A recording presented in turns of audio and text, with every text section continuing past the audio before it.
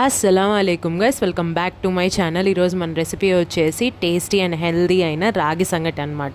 Easy వేలో నేను చూపిస్తాను. ఈరోజు మన ఇంట్లో అన్నం ఉంటుంది కదా, అన్నము ఒక స్పూన్ తీసుకొని ఇట్లా నేను చూపించిన విధంగా వాటర్ వేసుకొని బాయిల్ చేసుకోండి. మెత్తగా అయిన తర్వాత రాగి పిండి మీకు ఎంత కావాలో అంత యాడ్ చేసుకోండి. నేనైతే రాగి పిండి ఎక్కువ యాడ్ చేసుకుంటున్నాము. తర్వాత దీంట్లోకి 2 స్పూన్స్ ఆయిల్ అనేది యాడ్ చేసుకోండి. ఆయిల్ యాడ్ చేసుకున్న తర్వాత ఒకసారి కలుపుకొని మీకు ఎంత అయితే వాటర్ కావాలో అంత వాటర్ యాడ్ చేసుకొని, మెత్తగా కావాలంటే ఎక్కువ వాటర్ యాడ్ చేసుకోండి. లేదు మాకు గట్టిగా కావాలి అని అంటే వాటర్ చూసుకొని యాడ్ చేసుకొని ఇట్లాగా దమ్కి పెట్టేసుకోవాలన్నమాట. అంతే, రెడీ అయిపోయినట్లే మన రాగి సంగటి. ఇక్కడ మా మమ్మీ అయితే రౌండ్స్ చేస్తుంది. చాలా మంది రాగి సంగటిని అంటే బియ్యం కడిగి పెట్టి అలా చేస్తూ ఉంటారు. కాకపోతే ఈ ప్రాసెస్ కూడా ఒకసారి ట్రై చేయండి, ఖచ్చితంగా మీకు నచ్చుతుంది అండ్ త్వరగా కూడా అయిపోతుంది. అండ్ ఆ రోజు అమ్మ ఇంట్లో చేపల కర్రీ చేసింది. నాకు రాగి సంగటిలో చేపల కూర తినడం అంటే చాలా ఇష్టం. మీకు ఏ కాంబినేషన్ ఇష్టమో నాకు కామెంట్ చేసేయండి.